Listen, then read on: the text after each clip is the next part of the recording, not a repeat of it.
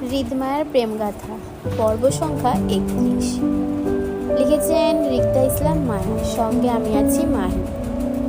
Sorry বন্ধুরা, একটা কথা বলে রাখি, আগের পর্বটা ৩০ হবার কথা ছিল, ওটা আমি ভুলে ২৯ বলে ফেলেছি, তাই এটা ৩১ করে দিলাম। মায়ের পরীক্ষা শুরু হয় 10টায়। স্বাভাবিক ন্যায় জুয়ের হাতে বকাঝকা শুনতে হয়েছিল মায়াকে, কিন্তু শ্রেয়ার সাথে মায়া সকালে বের হয়েছিল এমনটা শ্রেয়া বলায় এই যাত্রায় বেঁচে যায় মায়া। নয়তো আজ জুই মায়ার নামে বিচার তুলত আরিফের কানে। দিন দিন মায়া কেমন বেপরোয়া আচরণ করছে স্বামী খোঁজে, যেটা মায়ার জন্য মোটেও ঠিক নয়। এই তো এখনো মায়া এক অপ্রত্যাশিত কাজ করে বসলো। পরীক্ষা চলাকালীন কি মনে হওয়াতে তাড়াহুড়ো মায়া খাতা জমা দিয়ে বের হয়ে গেল সবার আগে আগে, অথচ পরীক্ষা তখনও ঘন্টাখানিকটার সময় বাকি আছে। ক্লাসের সবাই পরীক্ষা দিচ্ছে আর মায়া তাড়াহুড়ো করে স্যারকে খাতা জমা দিয়ে ফাইল নিয়ে বের হয়ে গেল অসুস্থতার দোহাই দিয়ে। অথচ জুই জানালা দিয়ে ঠিক দেখেছে মায়া দৌড়ে কলেজের গেট দিয়ে হন্তদন্ত হয়ে বেরিয়ে যাচ্ছে। জুয়ের রাগে দাঁতে দাঁত পিষল।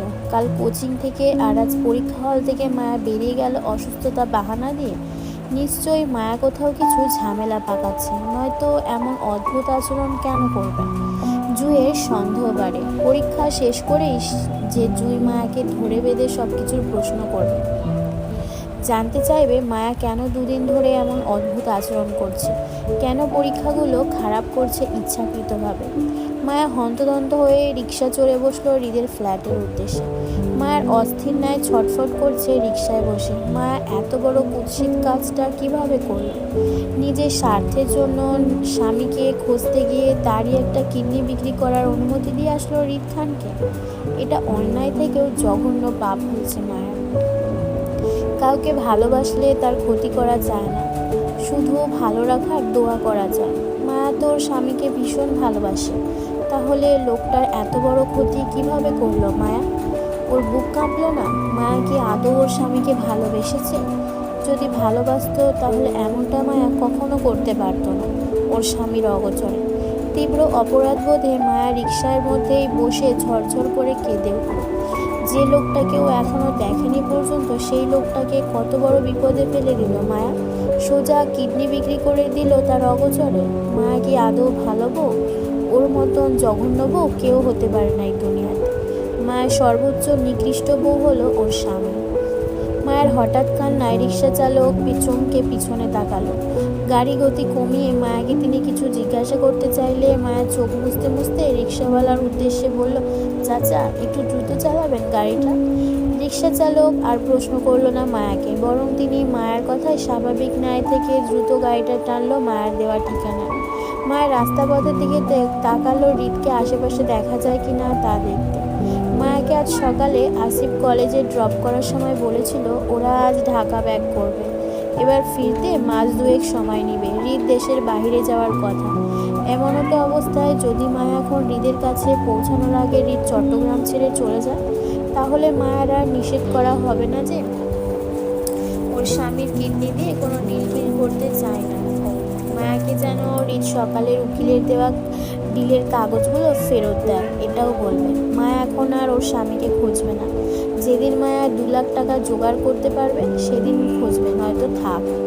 মা এবার নিজেই খুঁজে নেবে ওর নিজ স্বামীকে। তারপরও হৃদের সাথে স্বামীর কিডনি দিয়ে কোনো রূপ ডিল করবে না মানে নাই। এই যাত্রায় মায়ের ভাগ্য ভালো হওয়ায় রিক্সা থেকে নেমেই হৃদের বিল্ডিংয়ের নিচে আসিফকে দেখলো গাড়ি নিয়ে দাঁড়িয়ে আছে, হয়তো অল্পক্ষণে চলে যাবে। আসিফের সঙ্গে ড্রাইভার সহ আরও 10-12টা মতন ছেলেপেলে দাঁড়িয়ে থাকতে দেখলো মায়া। মায়া সেদিকে এগিয়ে যেতেই রাহাত সালাম দিল। আসিফ মায়াকে এই অসময়ে দেখেও কিছু বলল না, বরং মায়া কিছু বলার আগেই আসিফ স্বাভাবিক নয় জানালো হৃদ নিজের রুমে আছে এবং রেডি হচ্ছে। মায়া সিঁড়ি ভেঙে দ্রুত উপরে উঠল। দরজা নক করতে দেখলো ভিতর থেকে দরজাটা খোলা, হয়তো হৃদ বেরিয়ে যাবে বলে লাগায়নি। মায়া চাপানো দরজা ঠেলে ভিতরে ঢুকতে ঢুকতে দেখলো হৃদ সোফায় বসে শুজ পড়ছে। কারো উপস্থিতি টের পেতে হৃদ বেখেয়ালিভাবে চোখ তুলতেই দৃষ্টি মিলল মায়ের সাথে। মায়াকে অসময়ে দেখে খানিকটা কপাল কুঁচকালো। তৎক্ষণাৎ দৃষ্টি ঘুরিয়ে তড়াক করে দেয়াল ঘড়ির দিকে তাকালো একবার, এক পলক সময়টাও দেখে নিল। মাত্র দুপুর 12টা 5 মিনিট। তার মানে মায়ের পরীক্ষা এখনো শেষ হয়নি, রানিং। তাহলে এই মেয়ে এই অসময়ে পরীক্ষা রেখে হৃদের বাসায় কি করছে? হৃদ পুনরায় নিজের শুজ পরায় স্থির হলো। কি চাই? আমি সকালে আমাদের মধ্যেকার ডিলের কাগজপত্রগুলো ফেরত চাই ভাইয়া। আমার স্বামীর ক্ষতি করে কোনো কিছু করব না আমি। আপনি আমাকে সকালের কাগজগুলো ফেরত দিন প্লিজ। আপাতত কোনো চুক্তিতে যেতে চাই না আমি। যেদিন আপনার চাওয়া টাকা জোগাড় করতে পারবো সেদিন ওই লোকটাকে খুঁজবো, নয়তো না।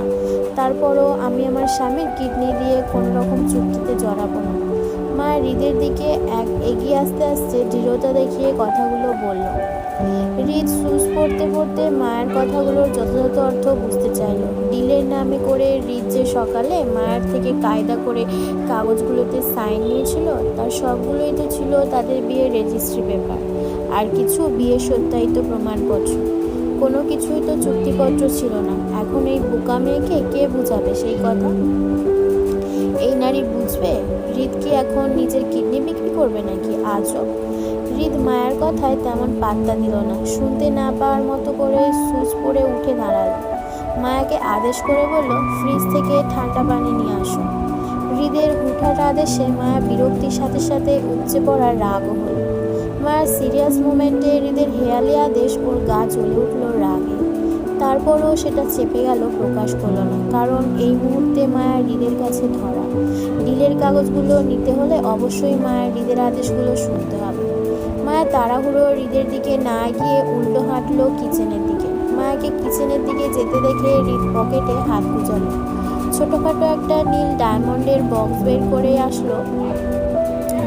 আসলো হাতে। সকালে দুজনের বিয়ে হয়েছে, অথচ হৃদের এখনো মায়াকে তেমন কিছুই দেওয়া হয়নি। কাবিননামার মূল্য যদিও উসুল করে বিয়েটা করেছিল হৃদ, কিন্তু এত কিছু আপাতত বউকে বলা যাবে না। দেখা যাক এই লুকোচুরি খেলাটা আর কতদিন এইভাবে চলে। এই হাইডেন্সি খেলার শুরু তার বউ করেছিল, এবার শেষটাও তার বউকেই করতে হবে। হৃদ এই ব্যাপারে কোনো সাহায্য করবে না বউকে। যেভাবে হারিয়ে গিয়েছিল হৃদকে না বলে, ঠিক সেভাবে বউ তাকে খুঁজে বের করতে হবে। ততদিন হৃদ শুধু তৃতীয় পক্ষের ভূমিকা পালন করবে এই বিষয়ে। হৃদ হাতের বক্সটার দিকে এক পলক তাকালো। বউকে দেওয়ার জন্য আপাতত দুটো জিনিস আছে হৃদের কাছে। তার মধ্যে একটা হলো তার হাতের এই বক্সটা, কিন্তু সেটাও এই মুহূর্তে দিতে গেলে তার বউ বেশ উল্টাপাল্টা প্রশ্ন করবে তাকে, যার উত্তর এই মুহূর্তে হৃদের কাছে নেই। হাতের মুঠোয় বক্সটা চেপে হৃদ সামনে তাকাল। মায়াকে দেখলো হৃদের জন্য পানি নিয়ে এগিয়ে আসতে। দুজন মুখোমুখি হতেই মায়া হৃদের দিকে পানির গ্লাসটা এগিয়ে দিতে আওড়ালো, নিন, খাও।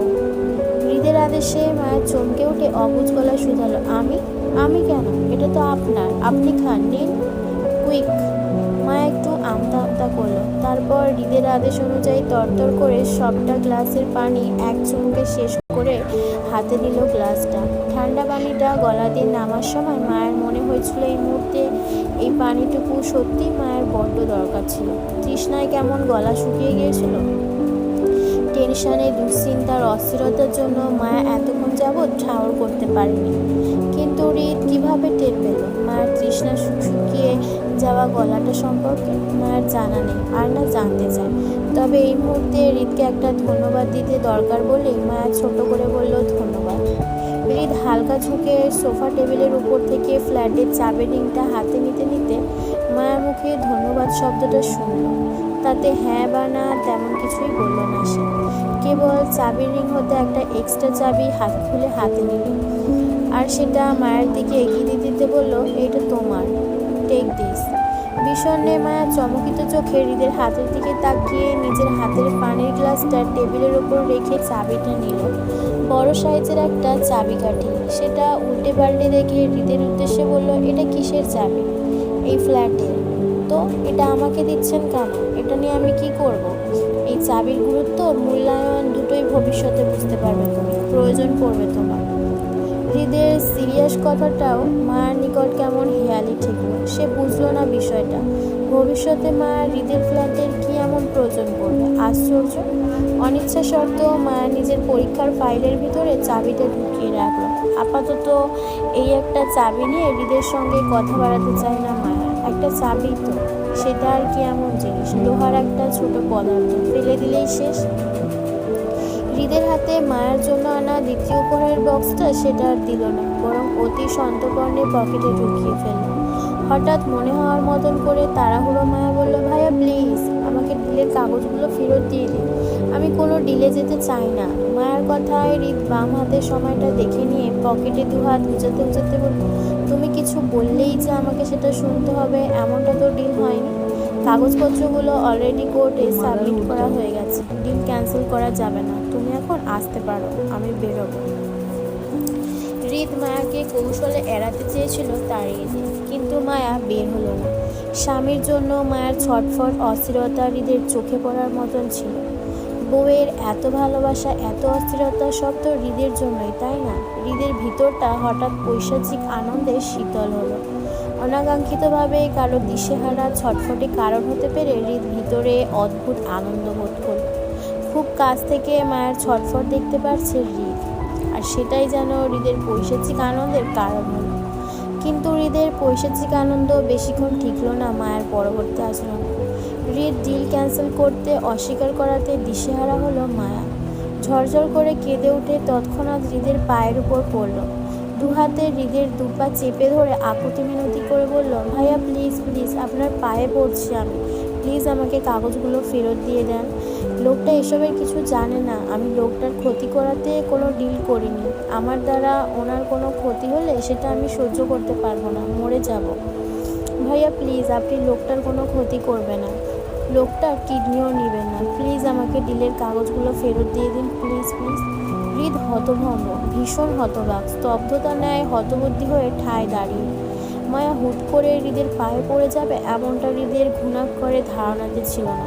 মায়া কান্না আহাজারিতে হৃদের মনটা হুট করেই কেমন নরম আর শীতল হয়ে গেল। বউয়ের ভালোবাসার ভিতরটা ঠান্ডা অনুভব করলো। হৃদ ভাবলো সে হয়তো একটু বেশি করে ফেলেছে, বউয়ের অনুভূতি নিয়ে খেলা ঠিক হয়নি, সত্যিটা বলে দেওয়া উচিত ছিল। হৃদ কোমল হাতে মায়ের বাহু চেপে দাঁড় করালো। মায়া তখনও হৃদের মুখোমুখি দাঁড়িয়ে হাত জোর করে আকুতি মিনতি করে কাঁদছে ওর স্বামীর কোনো ক্ষতি না করতে, ডিলের কাগজগুলো মায়াকে ফেরত দিয়ে দিতে। হৃদ ঠোঁট গোল করে ভিতরকার অস্থির নিঃশ্বাস ছাড়ল। কপালের একপাশে চুলকে মায়ের কন্দনরত মুখটার দিকে তাকালো।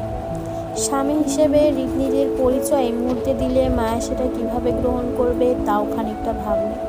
হৃদ নিজের সংশয় দূর করে মায়ের হিজাবের উপর দিয়ে মায়ের মাথায় নিজের ডান হাতটা রাখল। স্বামী হিসেবে অধিকার খাটিয়ে এই প্রথম হৃদ মায়াকে স্পর্শ করল। যত্ন নিয়ে একটু মায়ের মাথায় আদুরে হাতটা বুলিয়ে দিল। হৃদ আবারও একই অস্থিরতা চাপা নিঃশ্বাস ফেলে বলল, যাকে তুমি খুঁজছো তাকে খোঁজা বাদ দিয়ে আমাকে স্বামী হিসেবে গ্রহণ করলে চলবে না তোমার?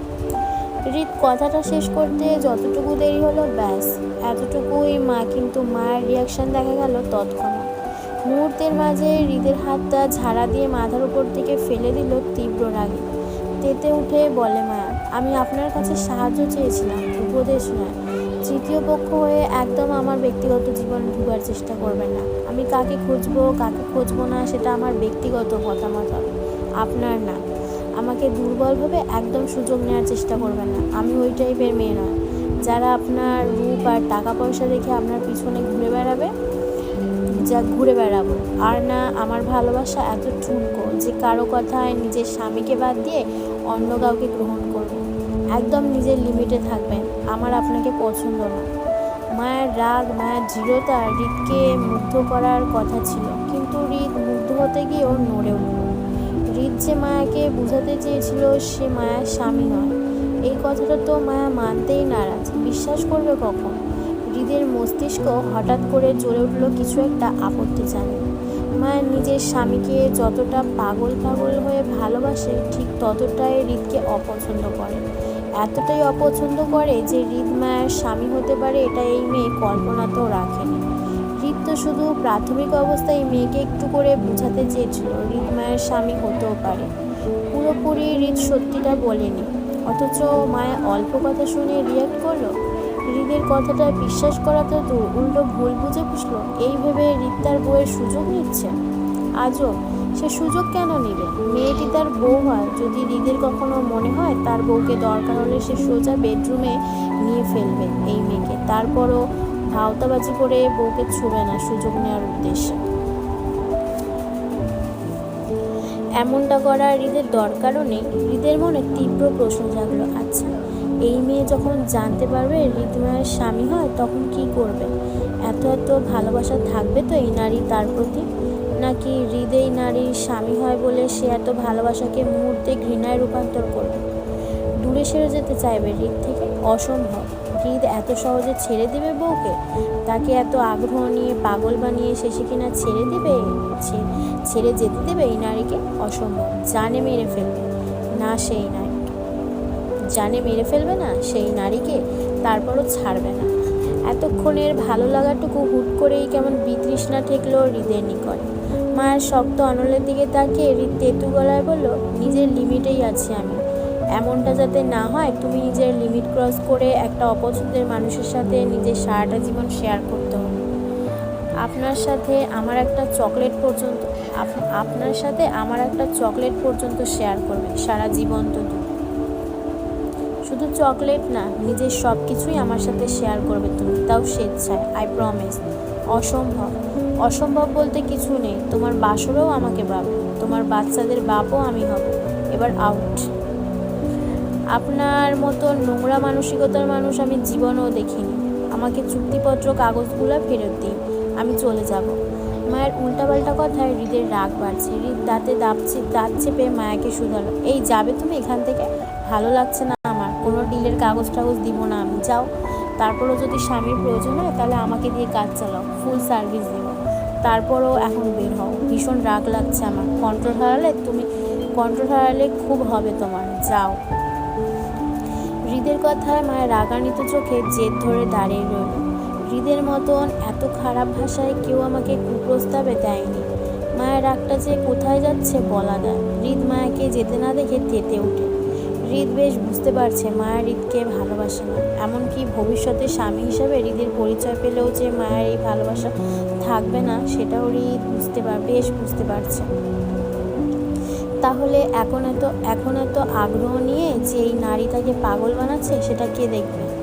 হৃদ জাস্ট পাগল হয়ে যাচ্ছে এই নারীর জন্য। এই নারী আর কিছুক্ষণ হৃদের সামনে থাকলে নিশ্চিত সে রাগে কন্ট্রোল হারাবে। কি হলো, শুনতে পাওনি? দাঁড়িয়ে আছো কেন? যাও। তোমার এই নাটক দেখানো ভালোবাসায় আমি অলরেডি বুঝেছি। আর কাহিনী করতে হবে না, যাও। আর হ্যাঁ, স্বামীর দেখা তুমি এ জীবনে আর পাবে না। মনে রেখো, তোমার স্বামী মৃত, তাকে আমি মেরে ফেলেছি।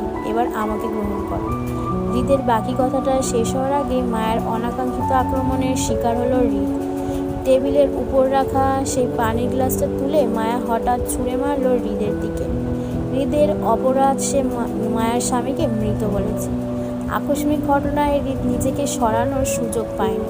সে কেবল নিজেকে বাঁচাতে মুখের ওপর আড়াআড়ি হাত বাঁধল রক্ষা করতে, যার দরুন মায়ের ছুঁড়ে দেয়া ভারী গ্লাসটা হৃদের হাতের কবজায় আর কপালে লাগল। এতে করে হৃদের হাত ঘড়ির কাঁচ ভেঙে মুহূর্তে হাত কেটে রক্ত বেরিয়ে কবজাতে জড়াল। কপালটাও গ্লাসের কাছে লেগে আংশিক রক্ত গড়াল। হৃদ মুখের ওপর হাত বেঁধে ঝুঁকে রইল কয়েক সেকেন্ড। মূলত পুরো বিষয়টা হৃদের বুঝতে কয়েক সেকেন্ড লাগলো। যখন বুঝতে পারলো বিষয়টি কি হয়েছে তার সাথে, ঠিক তখনই দপদপ করে তীব্র রাগে জ্বলে উঠল হৃদের মস্তিষ্ক। তাকে কেউ আঘাত করলে সেটা সহ্য করতে পারে না সে। কন্ট্রোলের বাইরে চলে যায় তখন সব কিছু। মায়া না চাইতে সেই কাজটা করে ফেলে। হৃদের চেপে রাখা রাগটা আর বাড়িয়ে দিল নিজের অজান্তে। কয়েক সেকেন্ডে নিস্তব্ধ পরিবেশটা হুট করে কেমন অশান্ত তাণ্ডবে পরিণত। সুন্দর ফকফকা